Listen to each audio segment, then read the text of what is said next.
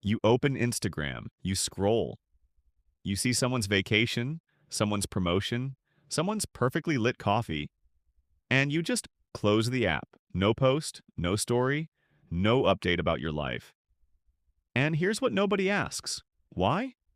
Not why you scrolled, why you stayed silent. Because for some people, silence on social media isn't laziness. It isn't fear. It's something much more interesting than that. Think about the last time something really good happened to you. A moment that made your chest feel full. Maybe it was a quiet dinner with someone you love. Maybe you finally felt proud of yourself for something small.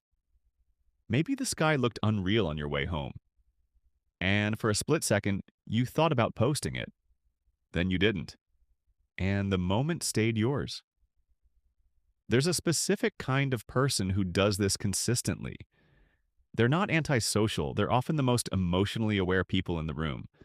They laugh loudly, they love deeply, they notice everything, but their lives exist almost entirely offline. And psychology has something fascinating to say about why. There's a concept called psychological privacy. It's not about hiding, it's about protection. Some people have an almost instinctive understanding that once you share a feeling, it changes. The moment you turn your joy into content, something subtle shifts. You're no longer just experiencing it, you're performing it. And performing, even for people who love you, costs something. These are people who have learned, sometimes painfully, that external validation is a trap. Not because they don't want to be seen, everyone wants to be seen, but because they've felt what it's like when the likes don't come, or when they do come, and it still feels hollow. So they stop offering their real life to that machine. Here's the part that might make you pause. Research in behavioral psychology suggests that people who abstain from social media sharing often score higher in something called internal locus of control. It means they find meaning from within, not from how others respond to them. They don't need the world to confirm that the moment was beautiful. They already know. But, and this is important, that doesn't mean they don't struggle. A lot of these people carry a quiet loneliness, not because no one cares about them, but because they've built such a rich inner world that the surface level noise of social media feels like a bad trade. They'd rather have one real conversation than 100 reactions, and sometimes they wonder if that makes them strange. It doesn't. Think about the people in your life who never post. The friend who's always present when you're together but invisible online. The person whose life looks empty on a profile but full in reality. The one who remembers your birthday without Facebook telling them to.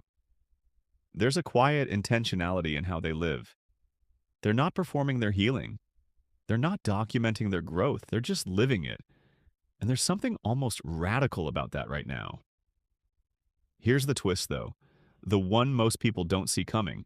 For some of these people, the silence isn't entirely a choice born from strength. Sometimes it started from hurt. A post that got ignored. A version of themselves they shared that nobody received the way they hoped. And slowly, without even realizing it, they built a wall between their real life and the digital one. What started as protection became identity. And now they don't post, not just because they don't want to, but because some quiet part of them is still afraid of what it would mean if they did, and nobody cared. That's not weakness, that's being human. If you recognize yourself somewhere in this, here's what matters. Your life doesn't need an audience to be real. Your joy doesn't need to be witnessed to count. And your silence, whether it comes from wisdom or from wounds, is still a form of self-knowledge that most people spend years trying to find. You already know what you value. You already know what feels true. That's not nothing. That's everything.